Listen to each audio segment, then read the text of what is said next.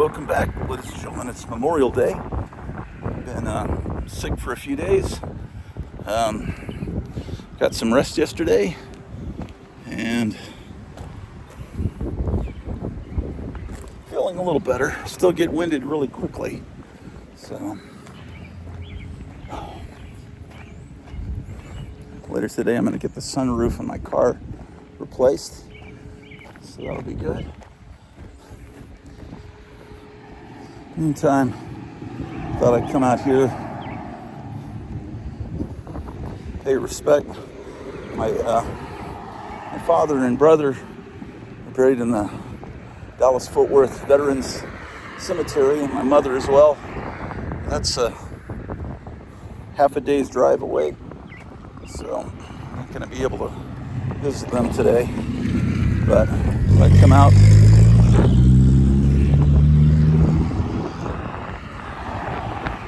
local cemetery.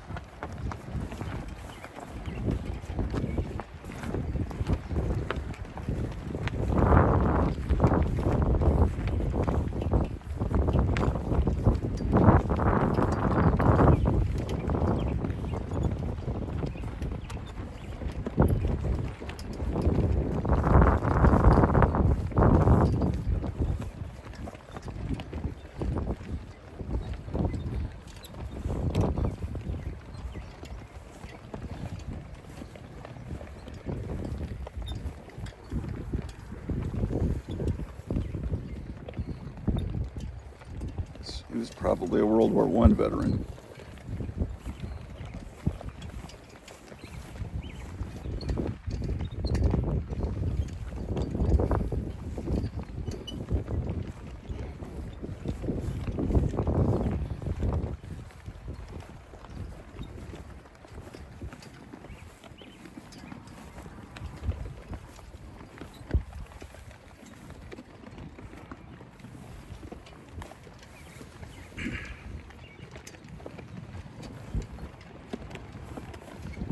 Born in 1834, he must have been a Union soldier in the Civil War.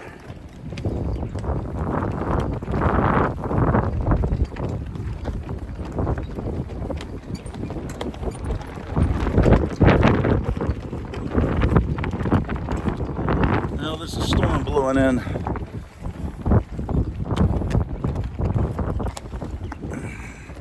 There may be another storm blowing in this week with, I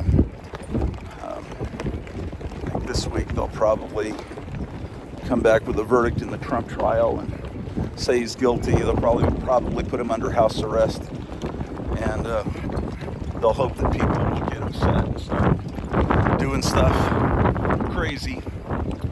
But everyone needs to just remain calm, because all it's going to do is better show who the good guys are. But it could be a crazy week. Let's see.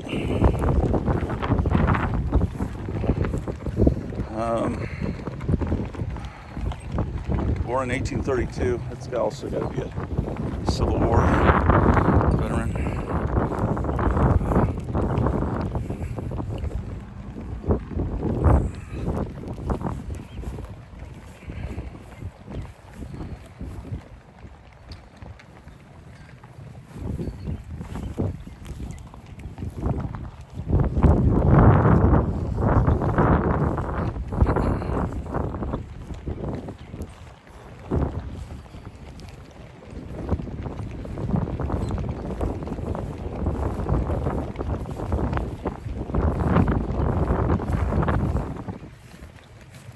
World War II veteran.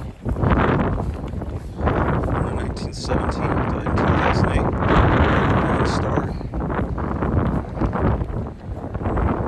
He's a Persian Gulf veteran that died in 94. Born in 61. He's a baby boomer.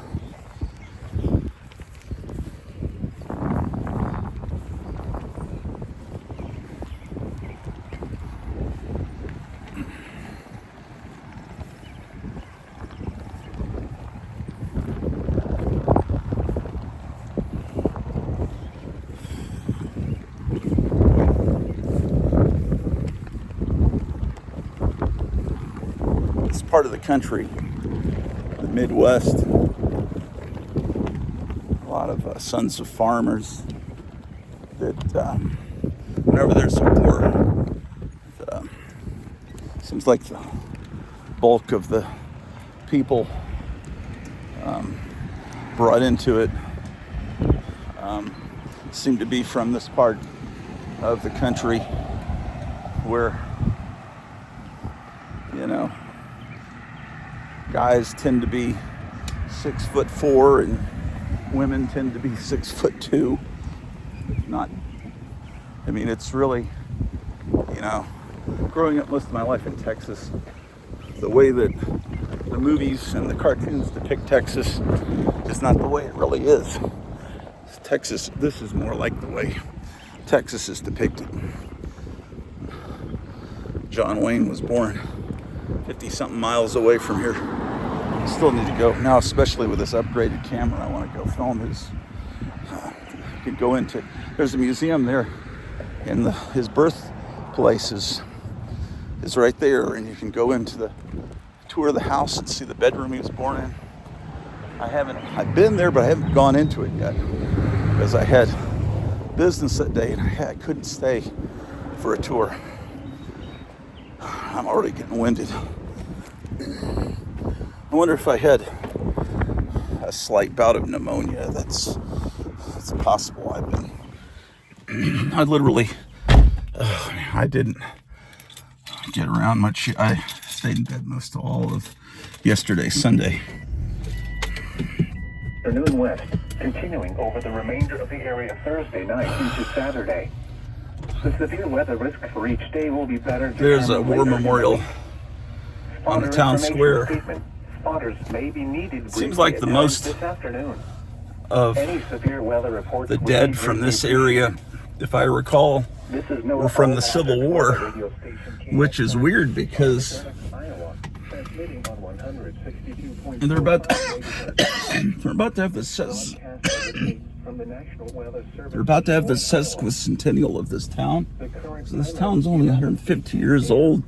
It was basically founded around the time of the Civil War. So it's the middle of nowhere. but the Civil War hit it hard. Let's go take a look. Increasing to 15 to 20 miles an hour. It will stop the IRS from garnishing.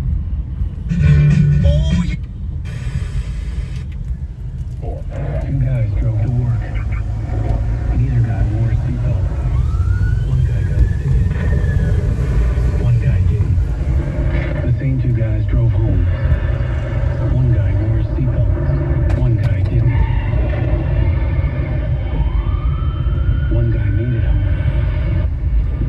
Another didn't. Don't risk it. Click it or ticket. Paid for by NHTSA. Set your alarm. Memorial Day doorbusters are here at Lowe's. Save big on Master Forge 3-burner gas grill for just $99. Plus, save over $500 on a Whirlpool top-load lunge repair. Now only $896. Beat the rush for these limited time deals before they're gone. Because Lowe's knows summer savings. Valid through 5/27. Plans offer valid on items 782472 and 670009. Price includes all discounts while supplies last. In a world where people are more skeptical than ever about their news, isn't it nice to know that you can still trust your local farm broadcaster? In a recent study, farm radio was rated almost twice as reliable as major news outlets. Brought to you by the National Association of Farm Broadcasting. Here's the AM 540 KWMT weatherology forecast. For your Memorial Day, we'll see a mixture of clouds and sunshine, a slight chance for a shower early on, then a chance for some scattered showers and storms into the afternoon, highs in the lower 70s. For tonight, any isolated showers and storms ending early, a low of 50. And for Tuesday, sunny to partly cloudy, slight chance for a spotty shower, 69. From the Weatherology Weather Center, I'm meteorologist Michael Carroll. Right now, it's 68. Iowa's best classic country all day. AM 540 KWMT.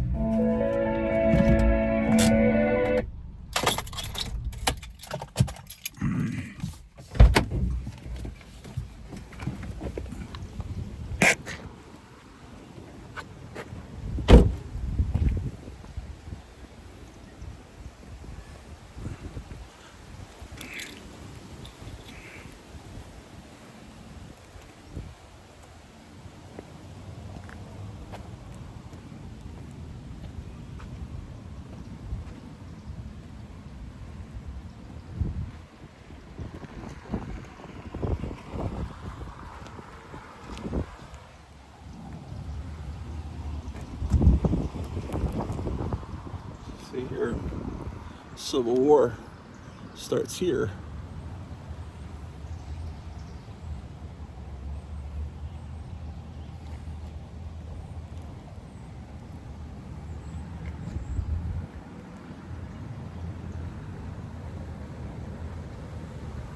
And continues on here.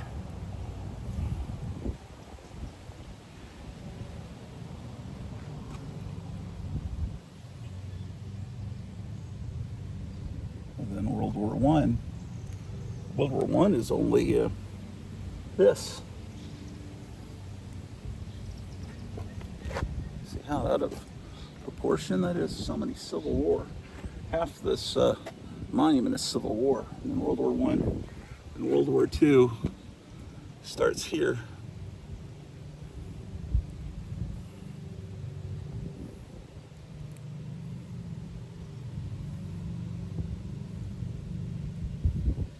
Down to the bottom, and then continues on here. Korean War. There were only 6 guys here locally that passed away in the Korean War. So that doesn't mean how many were actually in the war. This is the people that passed away. Vietnam. 7 died in the Vietnam War, and only one guy died in the Desert Storm. I mean, these are the people that died in the war, right? These aren't just people that served. I'm pretty sure. In which case, just imagine how many people were in the Civil War from here.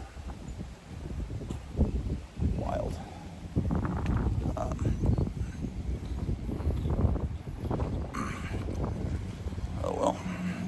see if I can.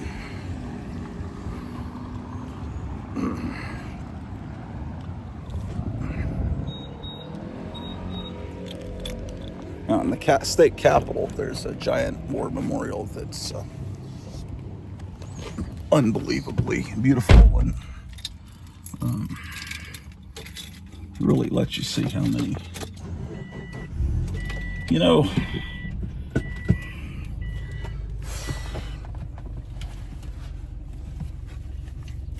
I just people can realize just the absolute folly and destruction and war that only benefits these ultra-rich people that finance both sides of wars. No. Sometimes I guess war is inevitable.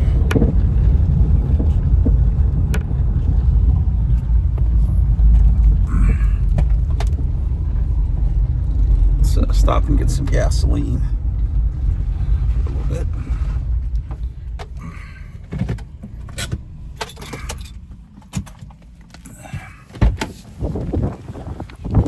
We'll go home and look at some comic books. Got on a Legion of Superheroes kick, and I've been wanting to look at some adventure comics from the 60s. So here we are at the Skelly station.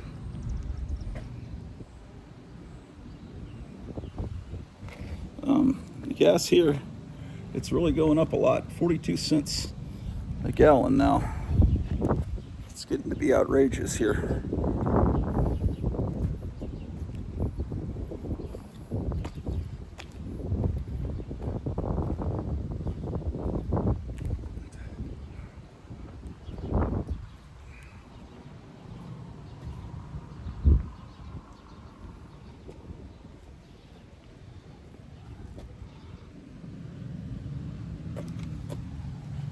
There's a pink Cadillac in there.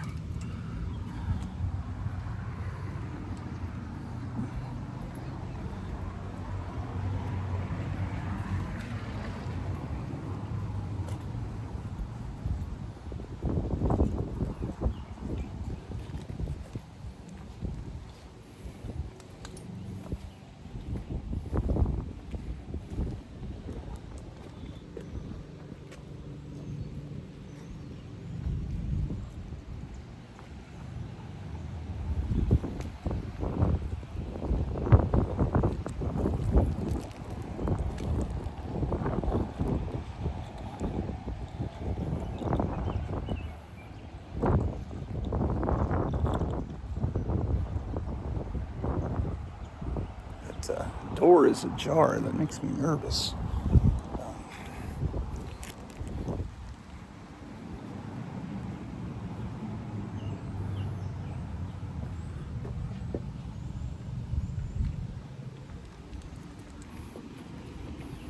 I don't know, it's stuck. I was going to try to close it. Shit.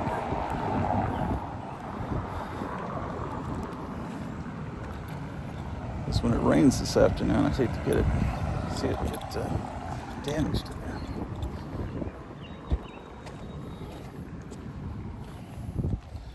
Oh, boy, my hair looks awful.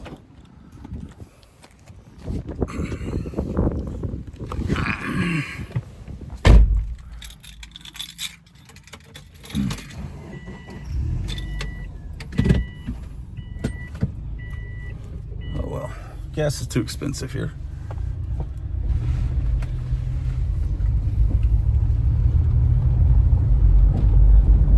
Got Kingdom of the Planet of the Apes coming to play here, I guess, next weekend. I'm not sure how that is.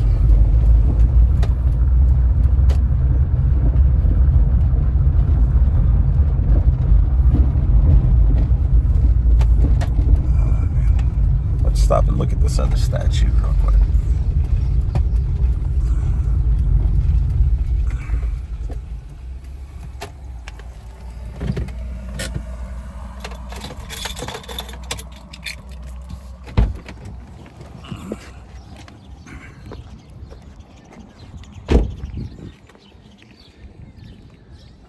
actually one of the what happened during the hailstorm. This is my car got damaged right across the street at this barbecue restaurant. So the hail really messed up these lights. Anyway, it says in memory of the men who gave their lives to the defense of their country. Beautiful statue.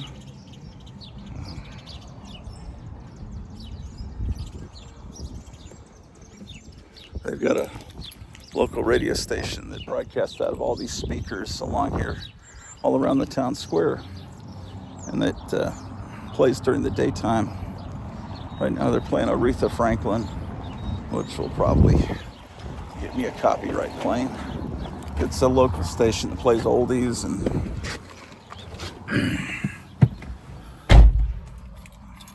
it's cool to have this whole music echoing around the town square. It gives you the feeling like the sound design in American Graffiti, where all the kids are listening to the same radio station as they're driving around cruising.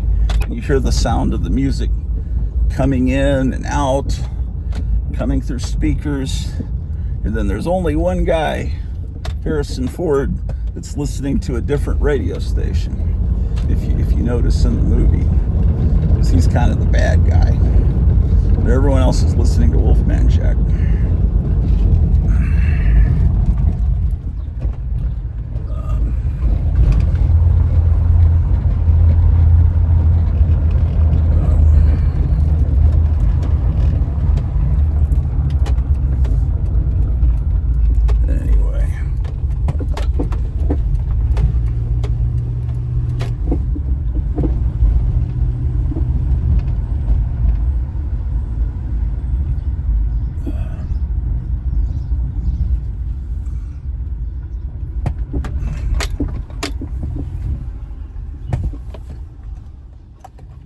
Oh, actually, I was going to say I need to park the car in the garage, but no, I need to take the car over to get the sunroof replaced.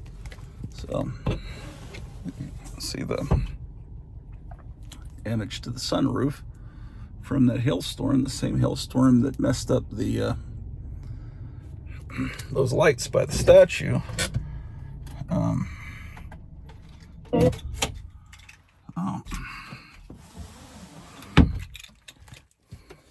And then tomorrow, Safe Light's supposed to come over and replace the windshield.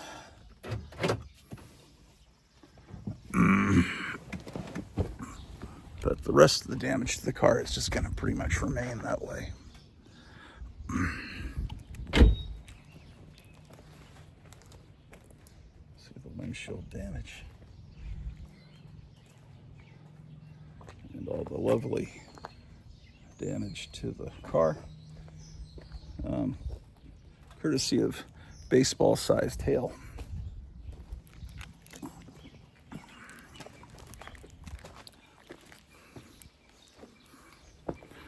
But I should feel patriotic that baseball-sized hail hit the car, because after all, baseball, hot dogs, apple pie, and Chevrolet. Except they don't have a Chevrolet, they have a Japanese car.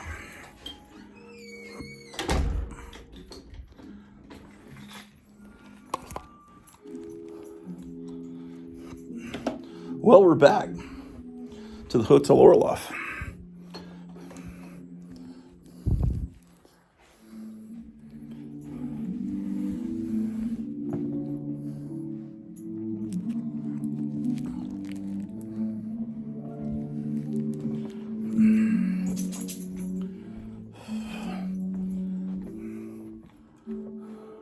Let me set you guys down for a moment. I'm actually getting around okay without getting incredibly winded.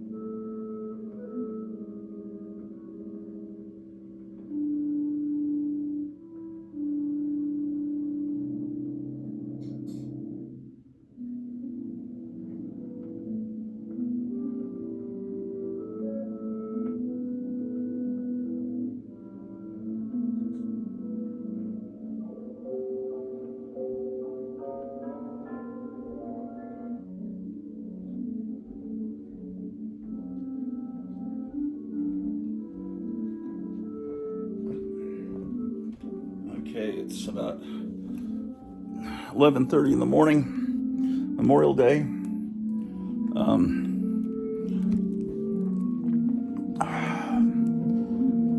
I have to be somewhere at 4 p.m.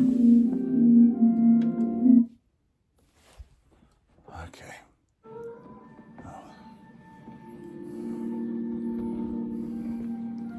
A second.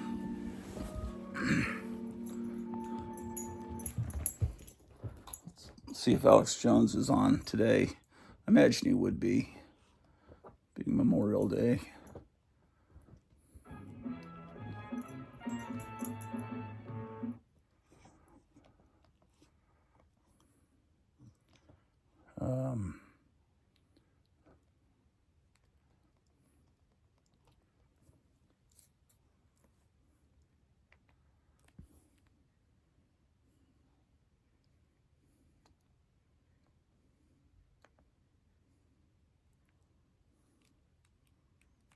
Gosh, that was 27 years ago, and he was about 65 then. Gosh, he must be like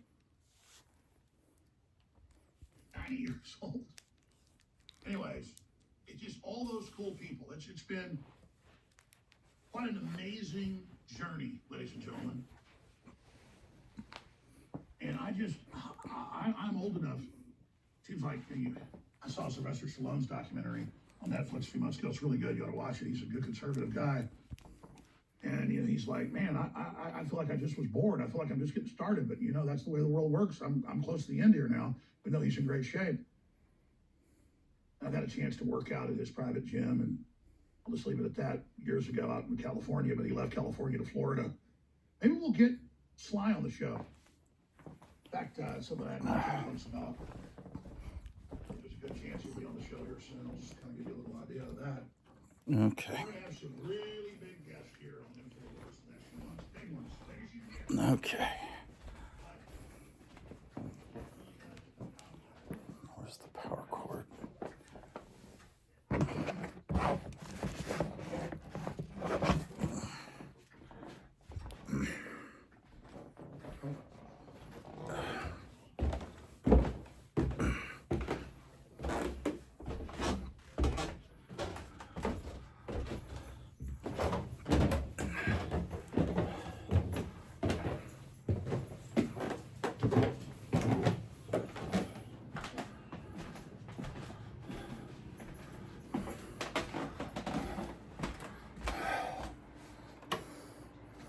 Oh man.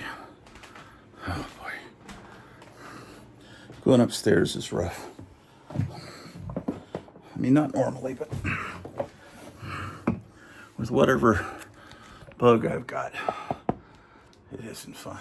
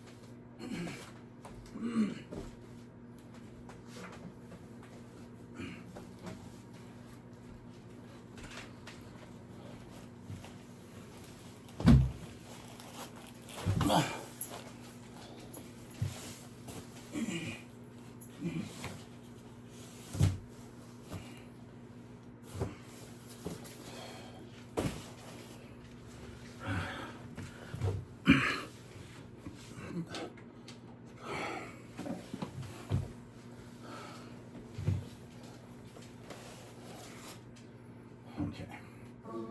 This is my Silver Age comics. I have them in short boxes. I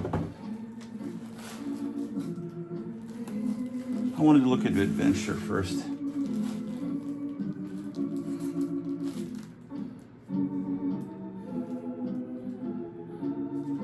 This is my earliest copy of of adventure comics.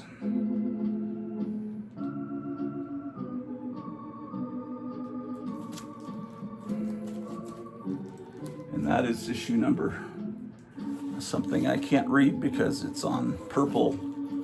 I love the purple covers. It's just real hard to read black ink on purple. This is a fake comic.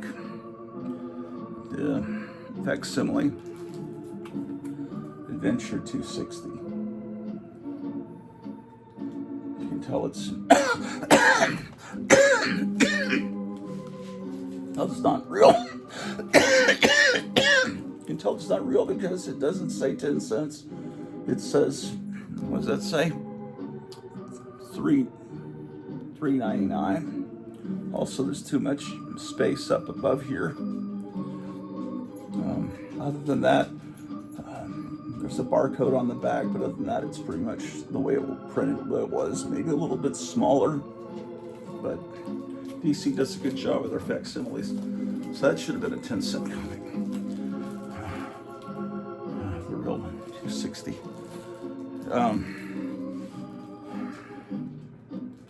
Oh, I should be writing. That's what I need to do.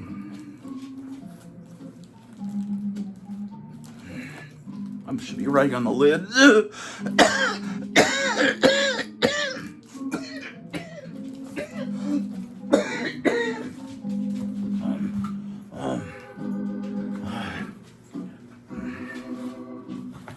Okay. There's not much likelihood I'm going to be getting adventure comics from the 50s. Very unlikely that I'm going to find any of those. I mean, it would be great if I did, but I'm more wanting to complete my 1960s ones, although they're all wonderful. Okay, so this is $2.90, though I could certainly use an upgrade to that. Oh, like these are out of order, because here's $2.74.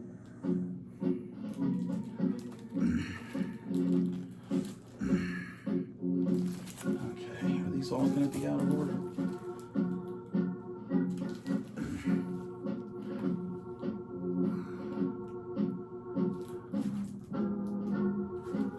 Okay, here's the 287. Yeah, they're out of order.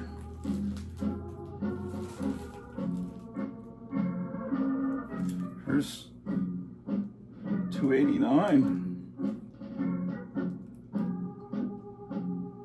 I got this from Gotham City Comics. Okay.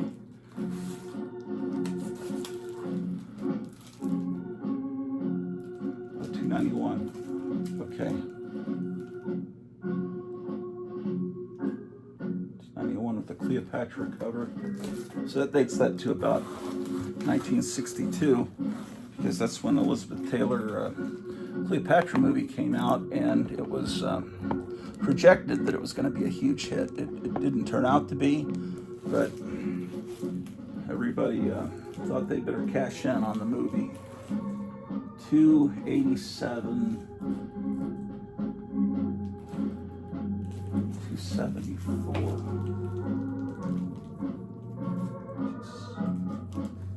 This facsimile was done because there's an Aquaman story in it. 260, 274. Okay, so I'll just start with right here. I need 271, 272, 273. I have 274. Then I go to 287. 75, 78, 279, 280, 281, 282, 283, 284, 285, 286. Okay, and I have 287. Okay, so I'm making a list. So I just look at this box. I think my wife was just calling me. I saw a green dot on the top of the screen. Let me go see what's up with her. She's probably wondering if I've eaten breakfast.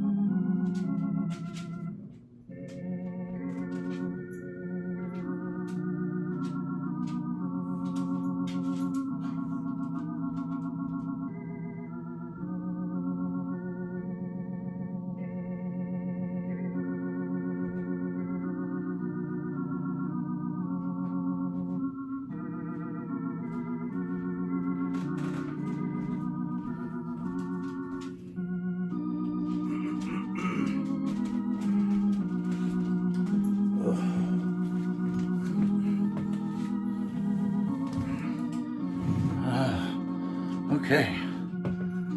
What was I doing? 286.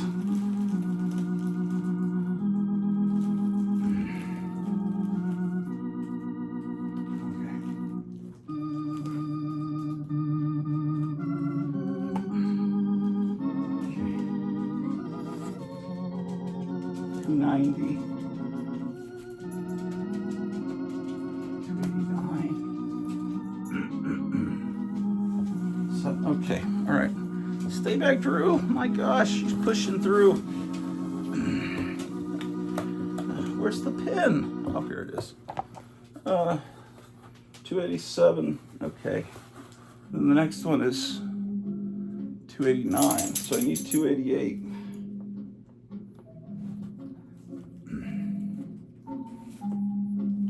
This one is 290, but really, I could really use an upgrade of that. So 289, and I'll put 290, and I'll put UG for upgrade, I guess. That's just something I invented. 290. This Cleopatra one's in good shape. I don't need an upgrade on that. That's 291. Oh, the dog just wants to lay on my foot is what's going on. 291. Okay. So I have 291. What is this? This is 289, which I just said I didn't have because it was out of order. Now I have to scratch it out on my box.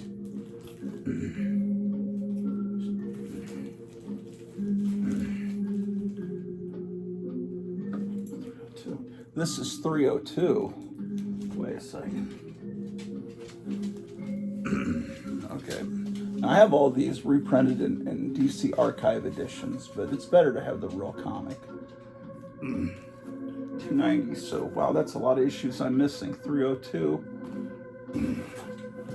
291, 292, 293, 294, 295, 296, 297, 298, 299. The other day I was going through my 1970s Legion of Superheroes comics to see which ones I'm missing. But I'm missing, it turns out, a lot more of the 60s era. That's 302. So I have 302. This is Kennedy era here. 12 cents is still real large because the comics had just switched from 10 cents to 12 cents, and they don't want the guy at the drugstore to accidentally, by habit, charge 10 cents for the comic because they've been doing that since the 30s. So they finally raised the price. They've been lowering the page count over the years to avoid having to raise the price, but eventually they just had to raise the price.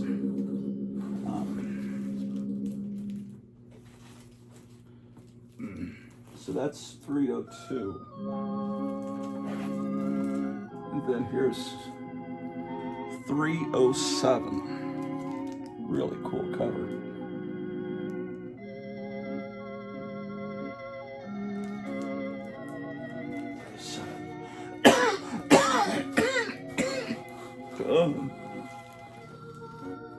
Two.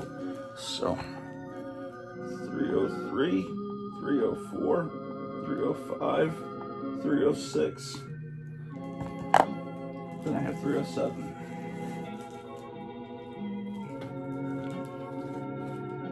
I have 310. Okay, so that means 307, 308, 309 are needed. 310.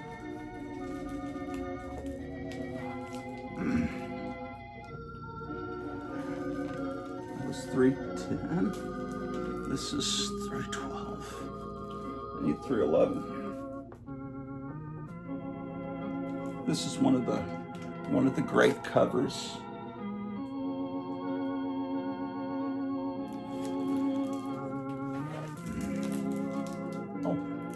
got 2 copies of that one.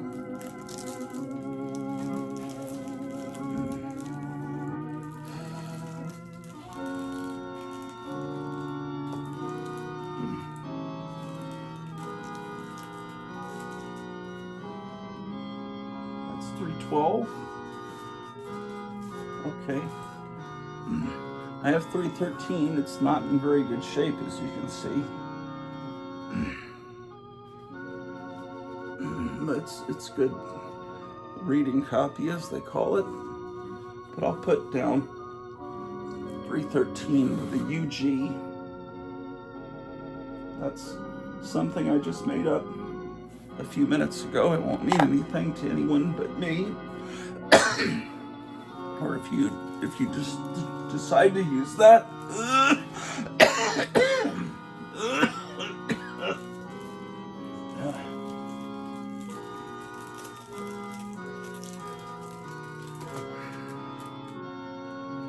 That was 213. Yeah. Okay, so this is 316. So I need 314 and 315. Boy, I need a lot of these. I thought I had a much better collection.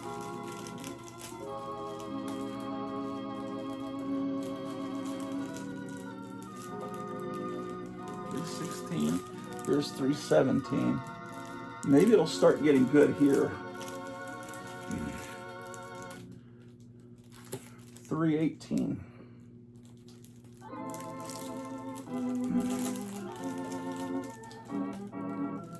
Okay, good. We're starting to. 319. Will this be 320?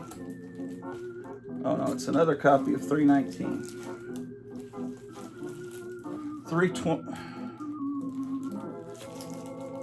Oh boy.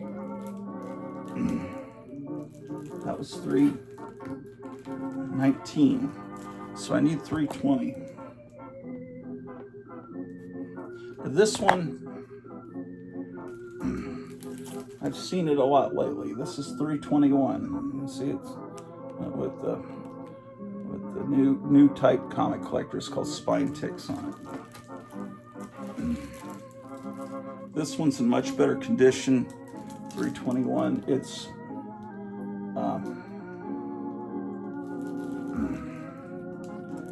has a black cover, which is easily damaged over 60 years of being kept by children or adults. 321. Kevin at Gotham City Comics has a copy of this issue, and I knew that I had a copy.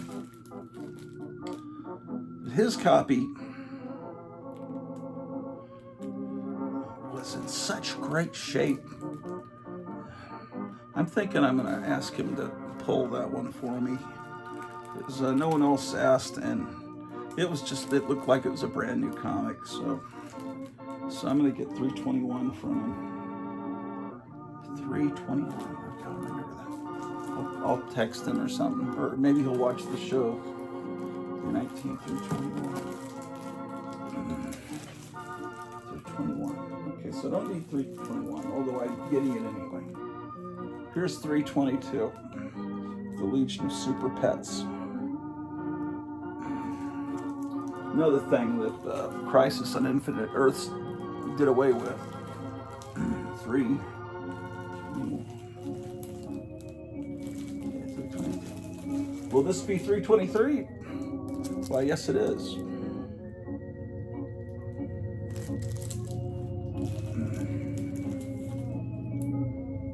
$324. Look at this great cover. Oh, another one. Uh-oh. No, it's not the same one.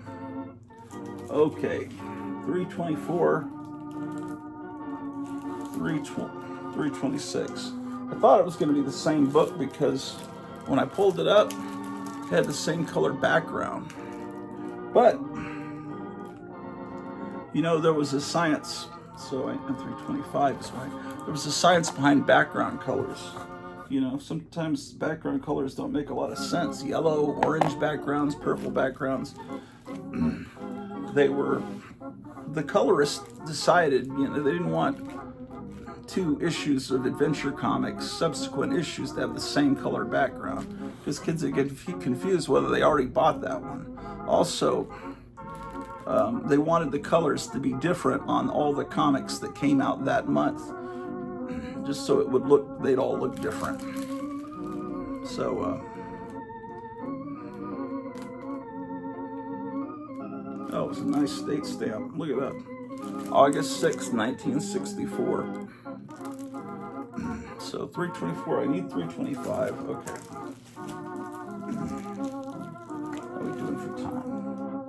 I did a show like this with my new phone, and I made it 59 minutes, and hardly anyone watched it. And I've determined the rules don't apply to most people, but with the audience that I have, if I don't make a longer show, the longer shows that I do, the more viewers I get. When I only do an hour or hour and 7 minutes, there's a good chance I'll get half as many views. 326. Okay, another 326.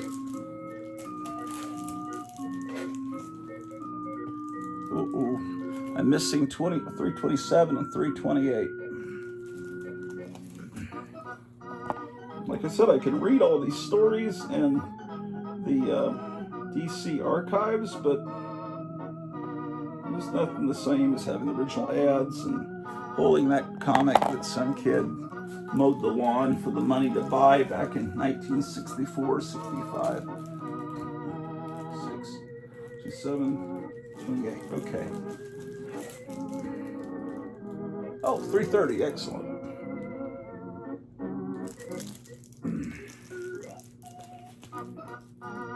Another 330.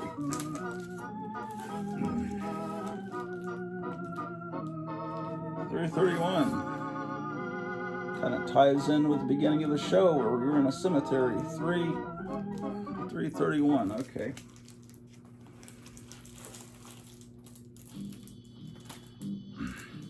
Ooh. I'm missing 332. This is a great cover, famous cover.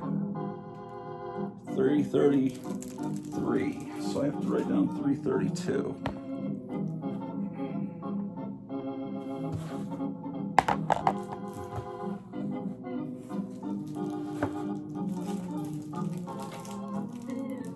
There was a children's book back in the 90s called Olive, the Other Reindeer. And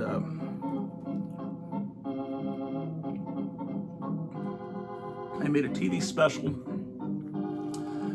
with Drew Barrymore doing the voice of this reindeer named Olive. I thought the book and the TV special were great. That was back before I knew to hate Drew Barrymore for her politics and how horrible she's become today, making her audience all wear masks and stuff. I mean, it's not like, if she had her whole audience wearing Planet of the Apes masks, I would respect that, but you know the kind of mask.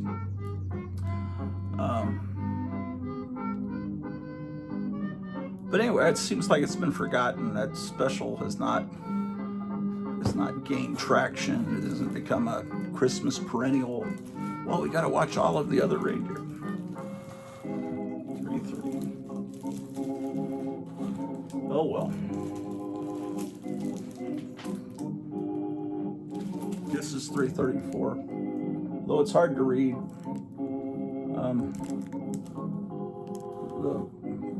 It does say 334, right? In which case, I'm okay. I don't need a 334. Okay. There's 335. That's a play on Goldfinger, Starfinger.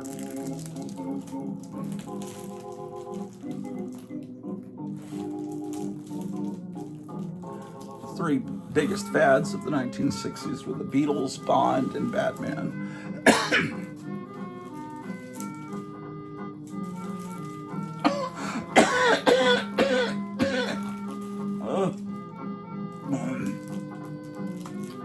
Well, it looks like I need 336. I'm Sorry I'm annoying you guys with my cough. 336.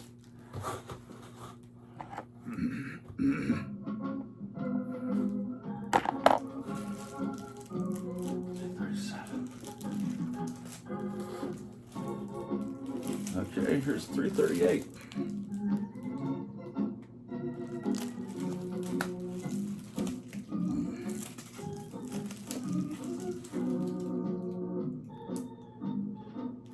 Oh, missing 339.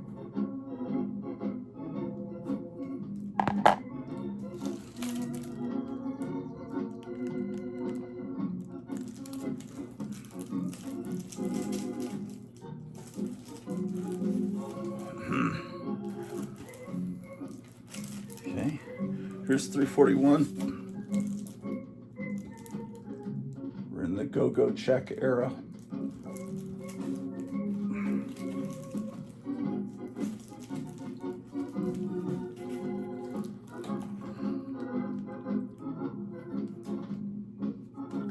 I love this deep, rich purple. Great. Will I have 343? Yeah, I do.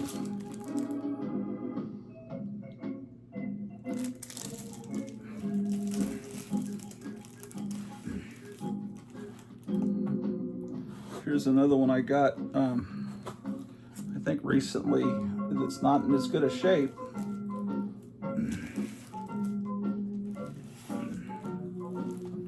Boy. I'm pretty sure that says 344. Again, the purple cover is your undoing. The number should be there under the... Maybe it shows up better on a TV screen, a big giant flat screen. 34. I spent a lot of years collecting these. It's kind of disappointing what a crummy collection I've got. Here's 35. No, it isn't. 345, sorry.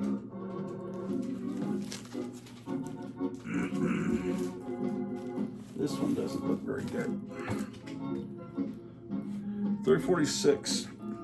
This one's in pretty terrible condition. So I could definitely use an upgrade of that. I'll put 346 UG upgrade. I've been kind of sick, so look, my first column and the second column's going over, creeping over. It's all right. These boxes, they're just, no one's gonna see the top of the box because it's gonna be in a stack. Okay, I've got to find the next box. Oh, let's see if there's anything else in this box you would be interested in. It looks like it's mostly all action.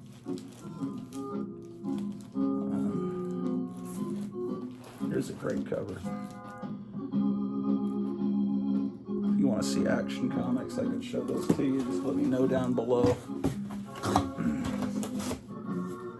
Oh, man.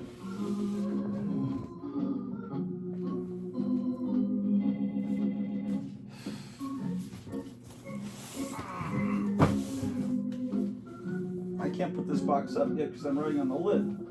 Action 2-inch.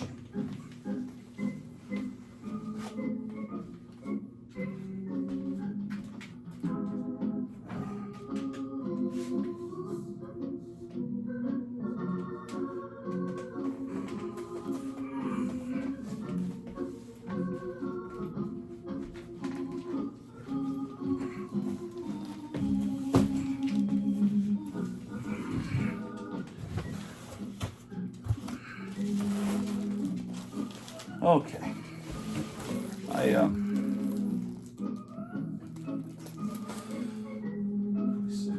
Here's another 346.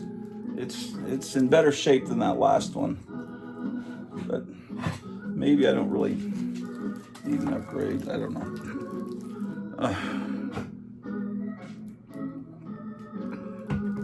36. Okay. 347.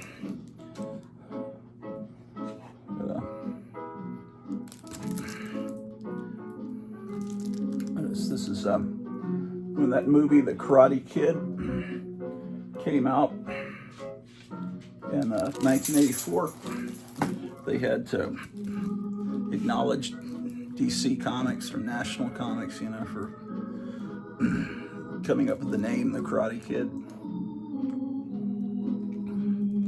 So they didn't get to avoid a lawsuit. They 47.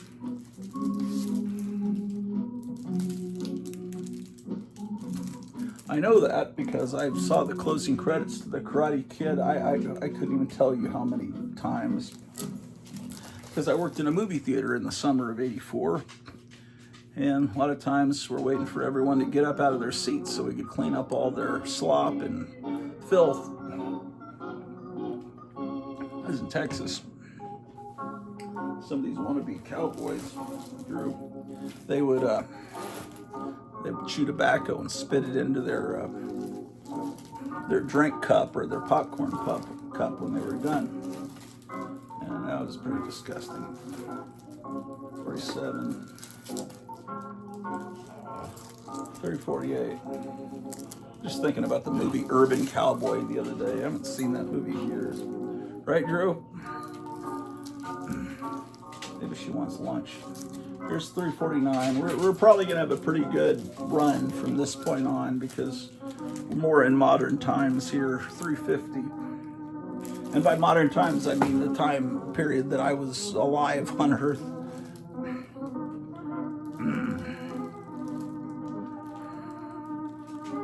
Yeah, kind of compare. This one's kind of got browning edges, and this one kind of has dirty, filthy edges.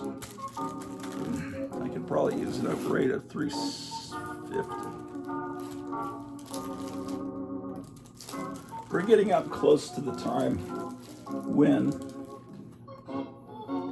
Superboy left Adventure Comics and Supergirl took over the title, and then the Legion of Superheroes stories moved to the Superboy title.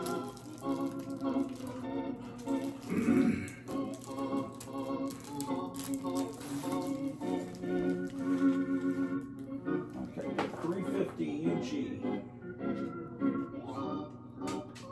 And it's likely that a lot of comic stores tend to have these kind of comics, and they never really sell very often. It's up to people like us, 351, that know how great they were. 352.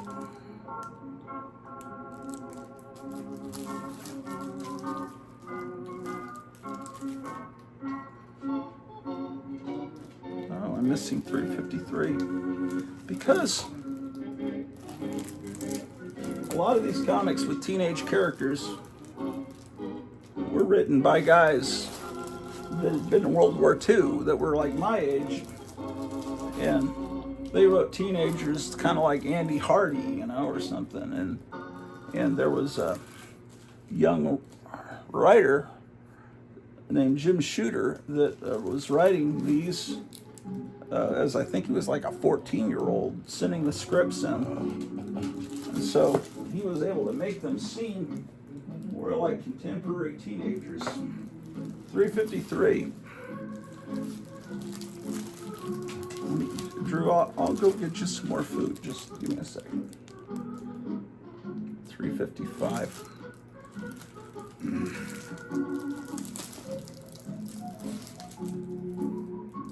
There's 356.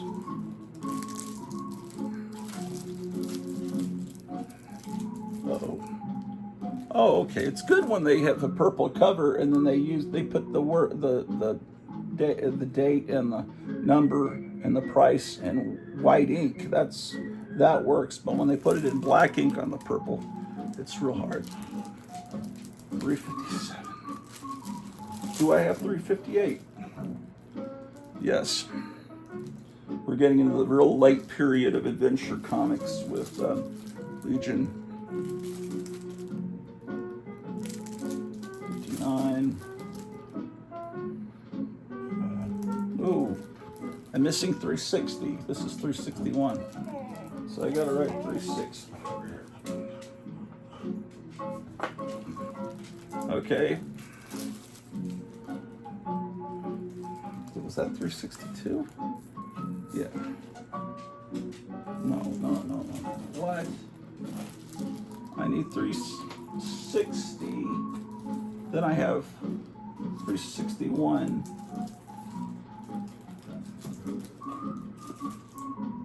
Okay, I need 362.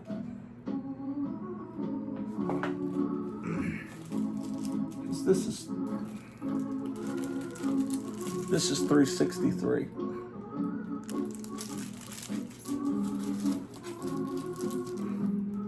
Here's 364.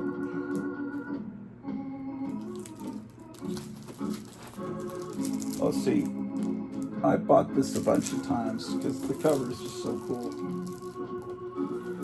Here's one I haven't bagged and boarded.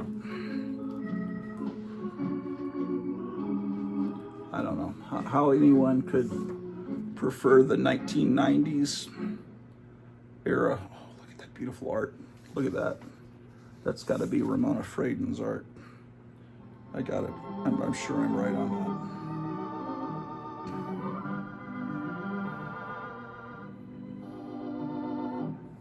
Who is it? I'm not sure. I'm hoping I'm right.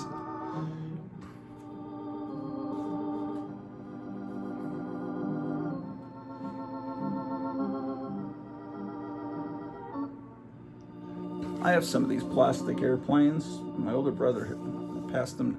I mean, they're all one solid color. Now, who is this artist? Come on. I'll look it up. This one's not in real good shape, see but it's sure wonderful. 364.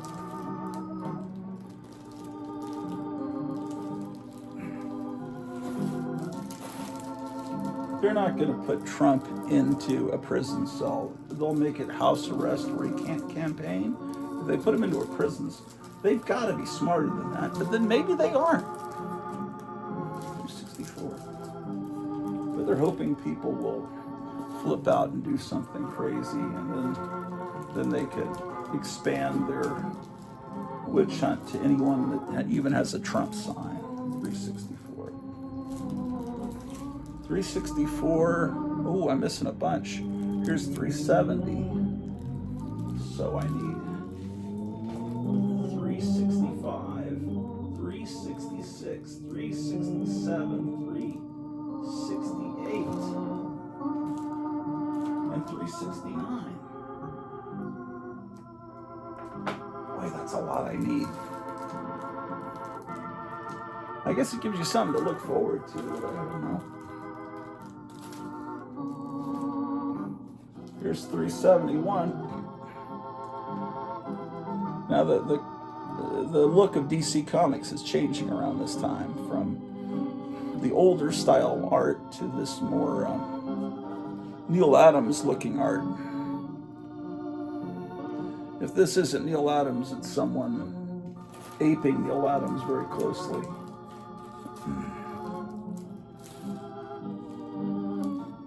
See, this style art is darker and everything than this earlier style. I like both time periods, but it's definitely a demarcation. Used a fancy word. Things are changing. Okay, I forgot I was doing numbering here. 369. That was 371. Okay. This is 372. No, it's 373. This looks very Neil Adams-like. I'm assuming it's Neil. Did he sign it? Yeah, this has got to be Neil Adams. But watch me be wrong. So I need 372.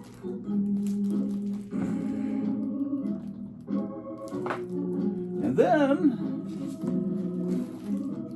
I got this thing that's basically looks like it was, they used on the Florida Jiffy Lube.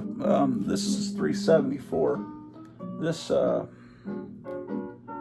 I definitely need a upgrade on 372. So I need 373 and 374 upgrade.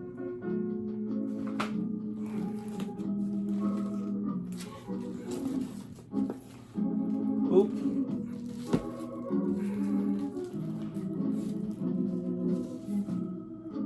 Okay, I'm missing 375. Here's 376.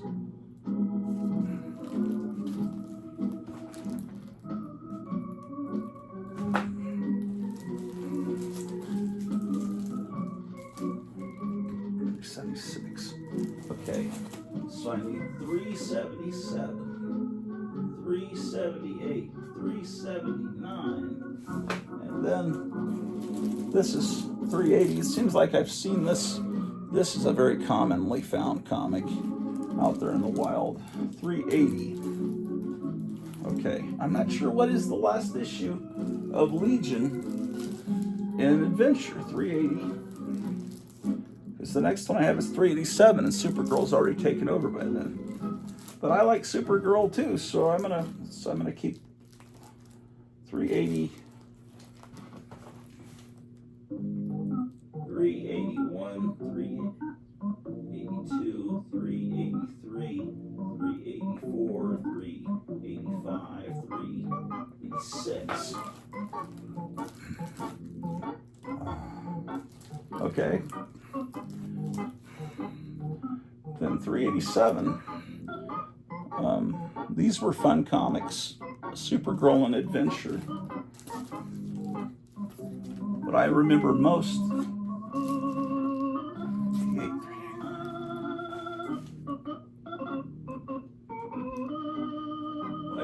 Most that she kept changing her uniform like every other issue, or even more often than that.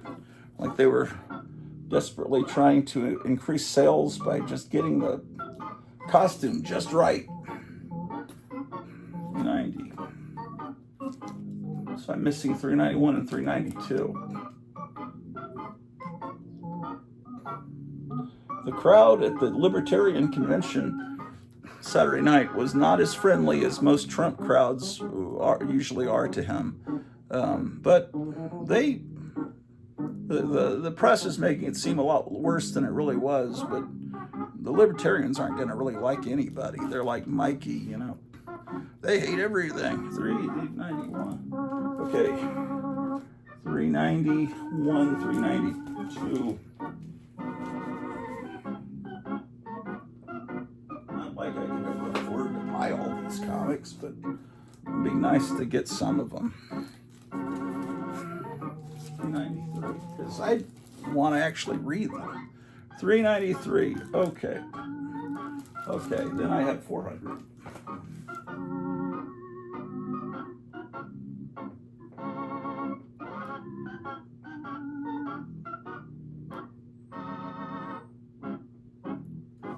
That's a lot of Supergirls I need. See by here, she's got a different outfit. And they're advertising the 35th anniversary, the 400th issue of Adventure Comics, and they've got the new Supergirl. And that was issue 400. And by 409, she's got this outfit. I'm not sure how many outfit changes she had in the issues in between. 401 through 408.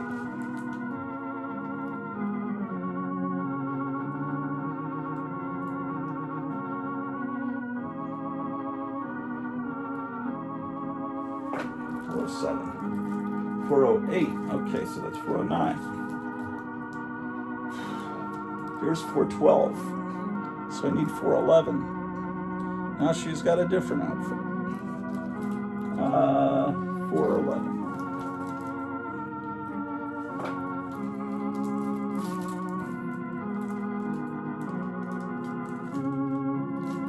Oof. Okay, that was 412. This is 415. So that's I need 413 and 414.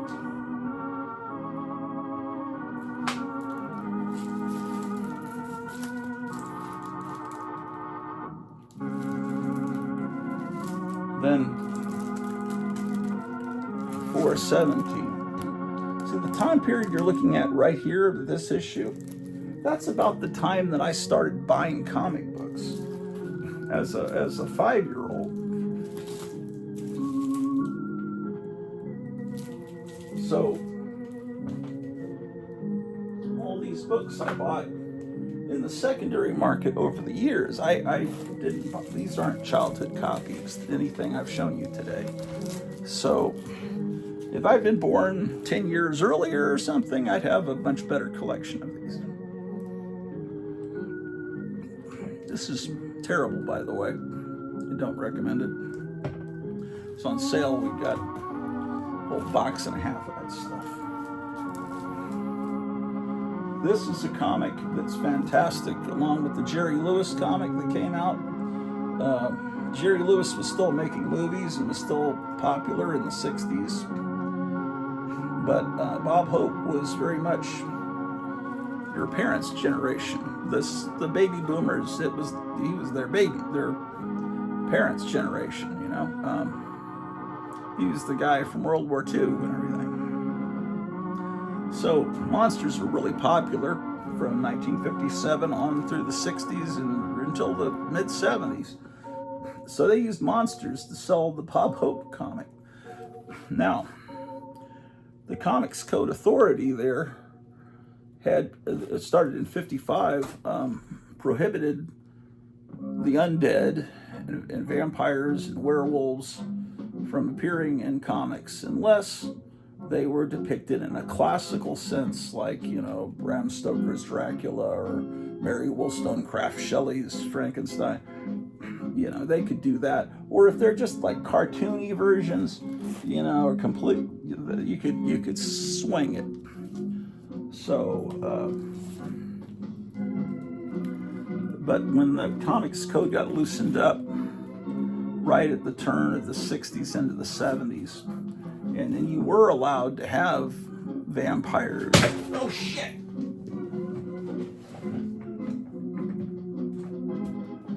Don't do that, man.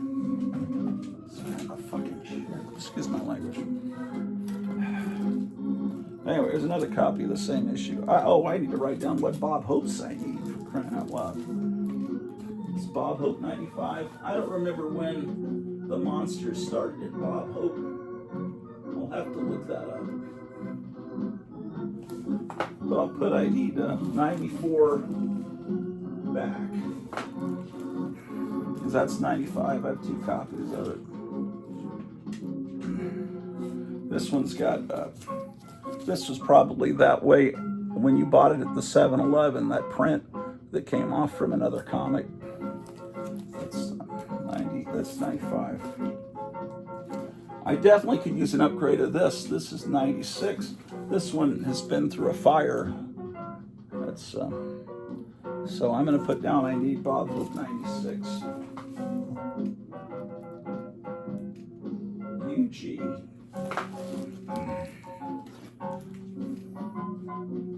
Here's 97.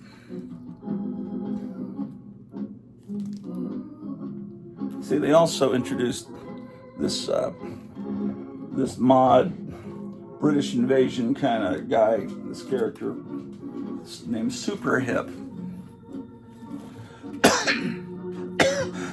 So they're trying to sell Bob Hope, although Bob Hope still was making good movies in the 60s, and he was always funny. He just was another generation's comedian.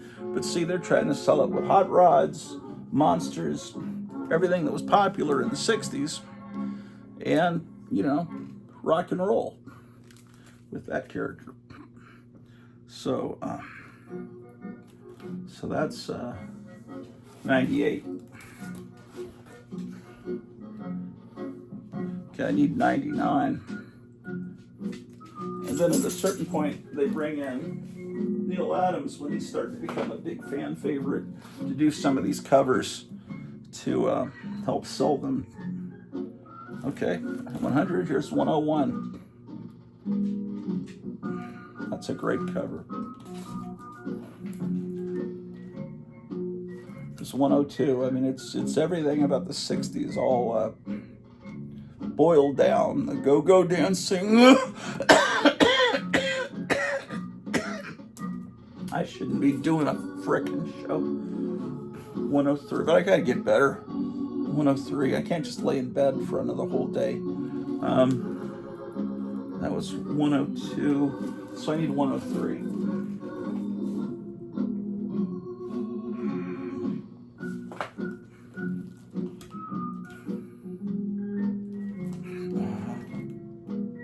Okay, here's 105.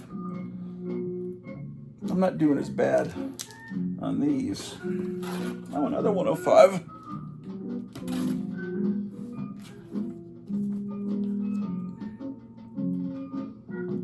'06. 107. I remember noticing these books on the stands, the Jerry Lewis, the Bob Hope's, Three Mouseketeers, this kind of stuff coming out.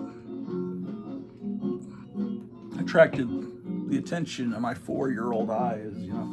It was 107. Okay, here's 108. This one's Neil Adams' cover.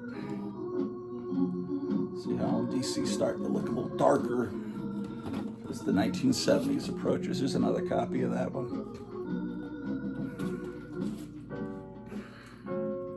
Okay. And then I have, now why are these in the same box as Adventure Comics? Because the name of the comic is The Adventures, you can barely see it, The Adventures of Jerry Lewis. And the other one is The Adventures of Bob Hope. So after Adventure Comics stops, Adventures Bob Hope begins. Let's see, they're selling Jerry Lewis with monsters as well.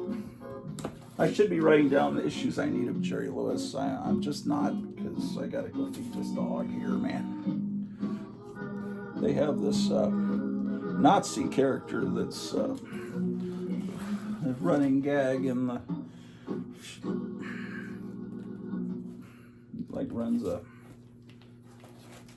summer camp.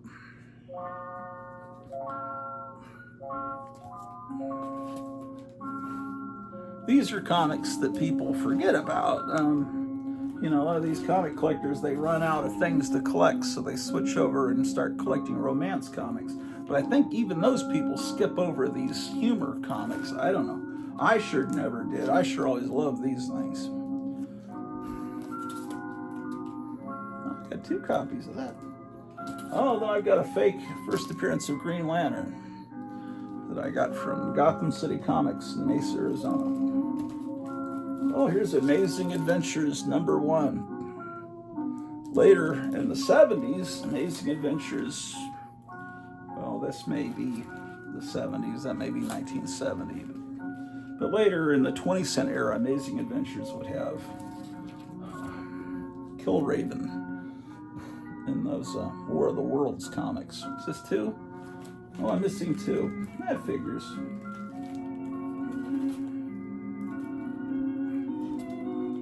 These have probably gone up in value. Maybe not. Used to be able to buy them really cheap.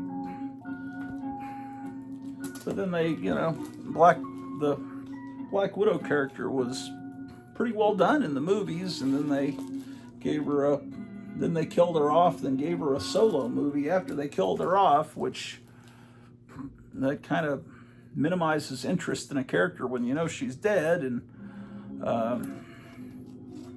anyway, just nuts. Anyway, oh good, I got my Spider-Man comics to look at. This is Amazing Fantasy #13, but it's not real. It's one of those J.C. Penney facsimiles. Always loved this. The magazine that respects your intelligence. I used that on my fanzine, The Sophisticate, that I used to do in the 80s and 90s. I stole their caption. Like I photocopied it right off the cover and put the magazine that respects your intelligence. And then, you know, it was ironic and funny when you see what was on the cover next to the slogan, the magazine that respects your intelligence. Here's my copy of The Amazing Spider-Man #1. except it's fake, of course, facsimile.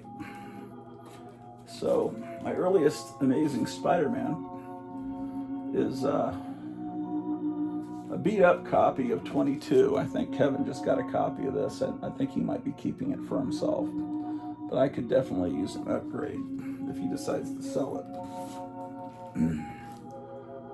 And then I have number 32.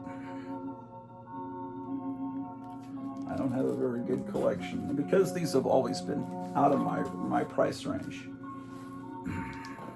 32. Here's, then I go all the way to 54.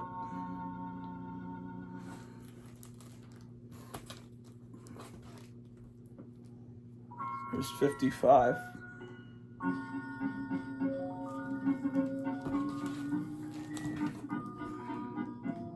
Here's 57.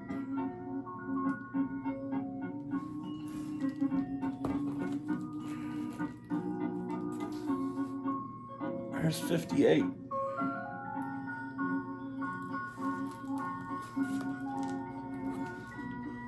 $59.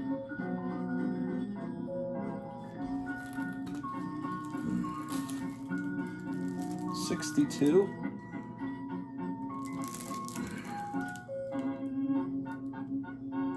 Do you see next to the 62? Someone at Lone Star Comics in pencil wrote VG. Very good. They wrote that back in late 70s, possibly early 80s, when I bought that. 62. Here's one that is not in very good shape, but it's still all there. I find this fascinating because the original owner signed it, but he signed it in such a way that it looks like it's an artist's signature. And obviously it's not. The artist is John Romita, but he signs it Ruben. Man, I can't make it out, but get you closer where you can see it. Doesn't that look like it's like someone that was probably an aspiring artist and was practicing how to sign his name when he ultimately becomes a comic book artist. But anyway, 64. Oh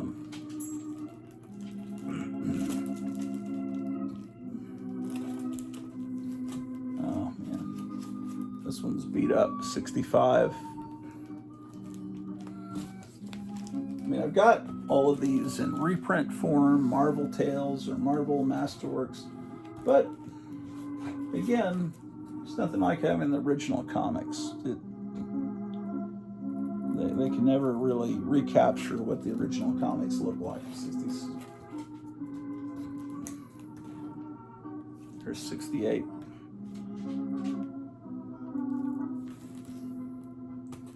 Looks like campuses today again. 82.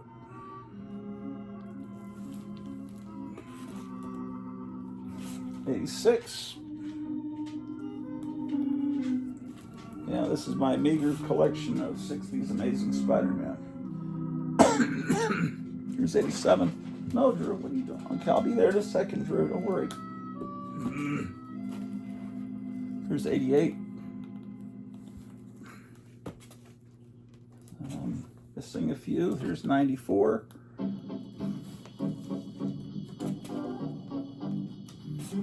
Here's 96. One of the issues that you see was printed without the comics code because it had to do with a kid that overdoses on drugs and jumps off a building and dies. And that's what caused the comics code, because Stanley went ahead and published it, even though the comics code said they wouldn't put the stamp on it. And it sold fine and no one cared.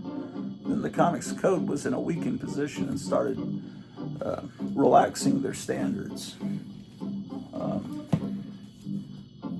This is a facsimile, but an older facsimile from, I believe, the 90s, when comics were $1.75. I think they gave it more of a silvery look in the background paint. Because for a while Morbius was starting to take off. They had a new Morbius comic that was really horrible looking. The artwork was really bad. I never really bought into that one. Here's another facsimile of the 1964 annual, another book I've never owned. Here's the third annual. This one's real.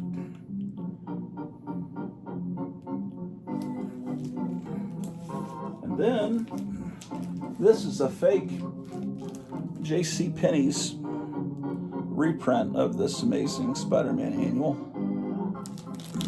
from the 90s. Here's number 6. And number 8.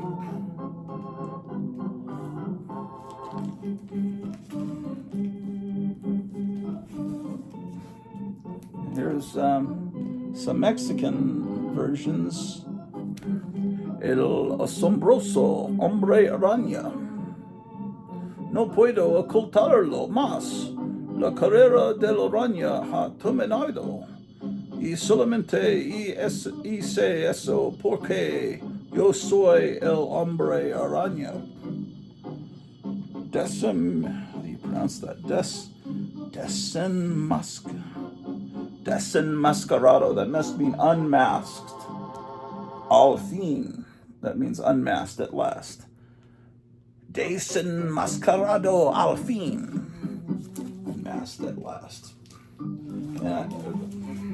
Now there's, in the 1970s, interesting things happened with this Mexican comic book of Spider-Man. They'd been reprinting the American comics, but the kids in the audience that read this in Mexico loved the Gwen Stacy character. Well, in, what was it, or 72, they killed off Gwen Stacy in the comics, and the people printing the Mexican comic said, hey, wait a minute, our readers love that character.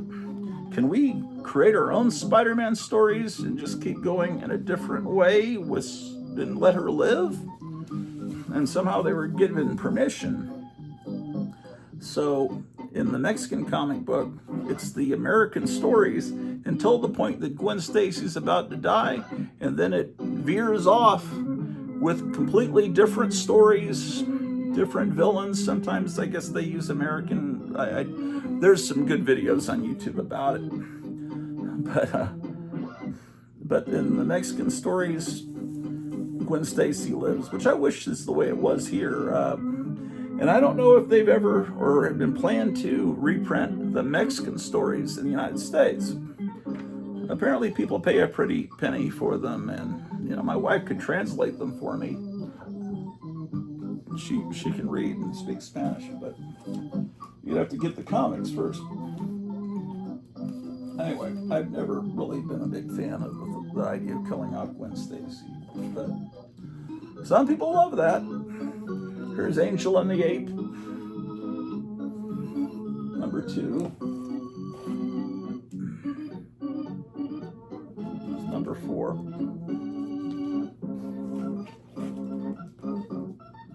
Yeah, it's 12:30. I haven't even had breakfast yet. Again, Angel and the Ape. You can tell they're having trouble selling the comic because, see, they're bringing the monsters into Angel and the Ape. Here's a comic I wish I had more copies of. Anthro. Caveman comic. I thought I had more than one issue of that. That seems weird. Here's Aquaman 16. There's comics from that time period like Batlash and Anthro that were always very easily affordable because the collectors didn't want them, but they were still Soul Rage comics, so they were exciting to buy. And here's Aquaman, number 22.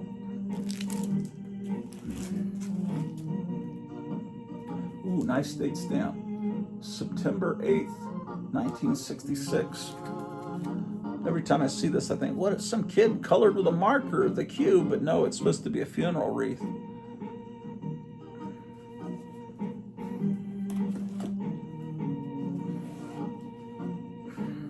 Meet Aqua Girl. She's wild, wet, and wacky.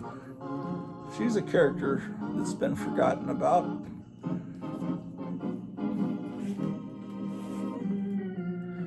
This is a great comic too. I wish I had more of Aquaman. See, this is how then all the DC comics started to get darker. They were trying to compete with Marvel and everything. What issue is this? I think this is Aquaman 33. It just doesn't have a cover. Yeah. These aren't in order. What's going on here? Aquaman 20 is way out of order. How does this happen?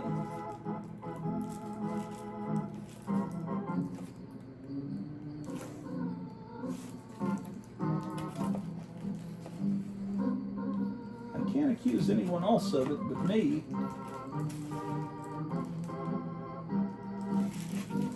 This is a really a pretty stunning cover.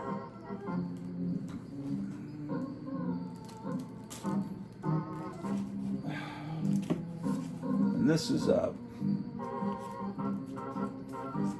always had the enemy organizations. It's Ogre strikes again, like Spectre and Thrush, and Chaos. All the enemy organizations. James Bond had Spectre, and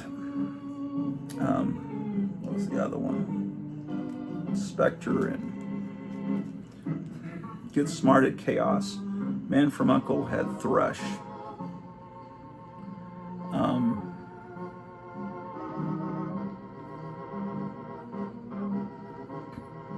Of course, we have the World Economic Forum. What other shows were there? Of course, in Marvel Comics, they had AIM and Hydra. These acronyms of these ultra elite terrorist organizations, Anyway.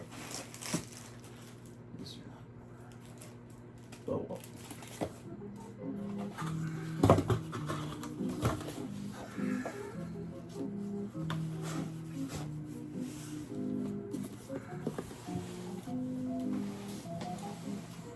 That was all part of being a kid in the 60s. Is the James Bond secret agent craze.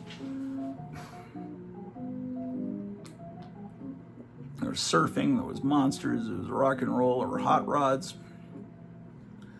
There's supposed to be a documentary about the Beach Boys. Yeah, I think it's on Disney Plus, which I think we have access to. I think it just started a couple days ago, which I don't think my wife will want to watch because she doesn't like the Beach Boys. We'll have to watch it on my own. A lot of people that grew up in California don't like the Beach Boys. And we watched a movie that I stayed awake for. I mean, it was a terrible movie, but I had fun with it. I'm not sure I really could recommend it. I loved the first Kingsman movie. I thought, boy, this is the best James Bond movie that's been made in years. And the second one wasn't as good. It wasn't horrible. Then they made a Kingsman movie. It was a little more serious. It took place in World War I. It was like a prequel, how the organization started. And then I guess this new movie that came out, it was in the theater here in town just a few months ago. It's called Argyle. Apparently it's related. It's from that same universe, and the characters that are established in this movie were supposed to come together with the Kingsman characters in a future movie. I don't know if that'll happen because this one, I think I read it made $46 million and they wanted it to make $200 million. But the cast, it has Ron Howard's daughter as the main character, and everybody was likable. It had a cat character. The fight scenes are ridiculous, but when the fight scenes, like in the movie Kingsman, there's a scene in a church with unbelievable destruction and mayhem. But because it was really bloody and over the top and cartoonish, it was a lot of fun. But when you're in a PG-13 movie and it's not as bloody, it just starts to be like a total cartoon. Although I guess that's what they're going for. I can't recommend the movie. But I mean, I kind of had fun watching it, so isn't that the point of a movie?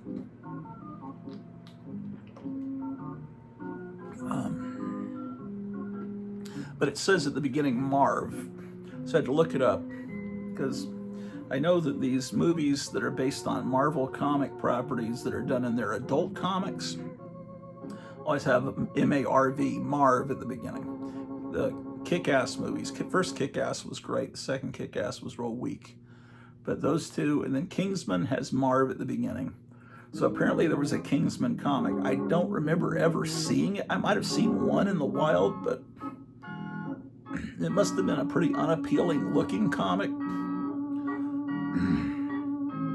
But apparently Kingsman started as a comic. And I don't know if this Argyle stuff did, or if it still has, but because they were going to mix it up with Marvel characters, they called it, they put under the Marv imprint. Sometimes these comic book movies come out and they're based on movies, based on comics I've never heard of. Like Men in Black was apparently a comic book. I didn't know that. When I finally saw a copy of it, it looked like it was drawn by a 13-year-old. It was terrible.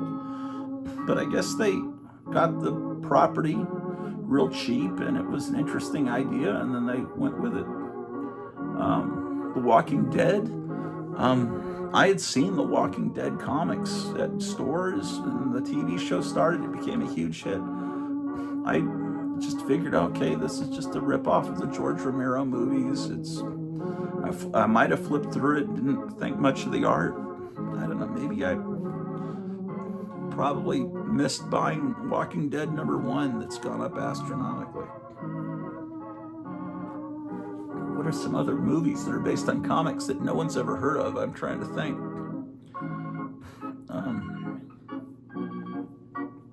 Anyway.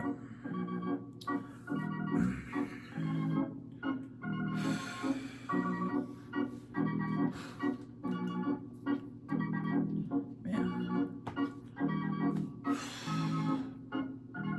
Yeah, I gotta get something to eat.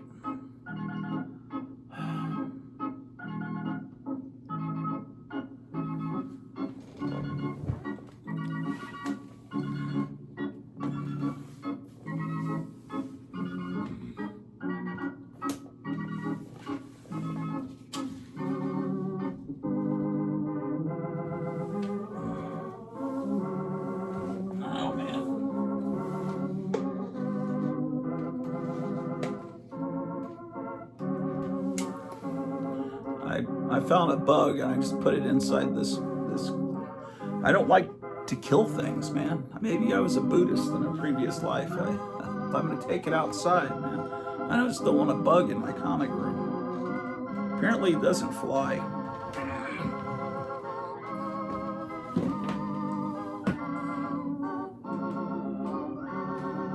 Come on, shut up.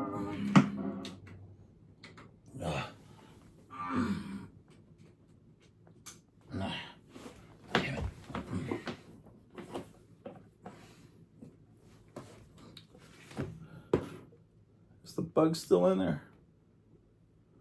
Yeah. All right, let's go release this bug. Let's see if the dehumidifier needs being emptied. I already getting low on breath here. No, it's okay. The one in the basement I have to empty very often. This one, listen to me being fancy, saying often instead of often. Sometimes I'll say often. Why do I do that?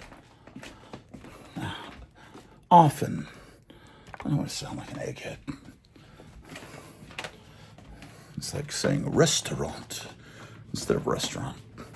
I'm going to add that extra syllable in there, even though no one says it, just to prove that I'm an intellectual.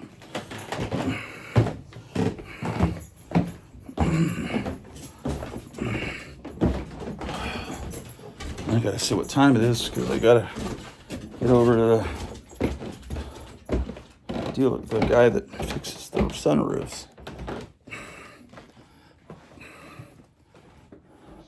I would have had him fix the windshield and the sunroof, but we'd already booked it with Safelite and already paid them.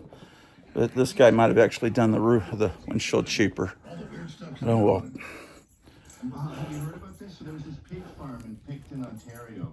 That was made a bunch of money. They sold a bunch of land, a very corrupt-looking. Okay, it's 1 o'clock, so I still have like 3 hours. And there was a pedophile. Okay. He's been in prison. Let me see what I can do. I gotta get this damn bug free. Okay, still in there.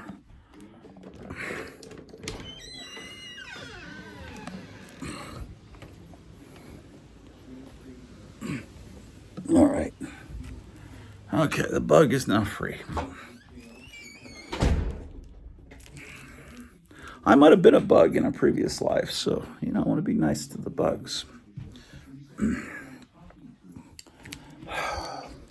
I'll continue to drink this swill simply because I almost feel like pouring it out on the porch. But remember, good times begin with Dr. Pepper. It's today's light and lively taste. I'll be seeing you guys soon.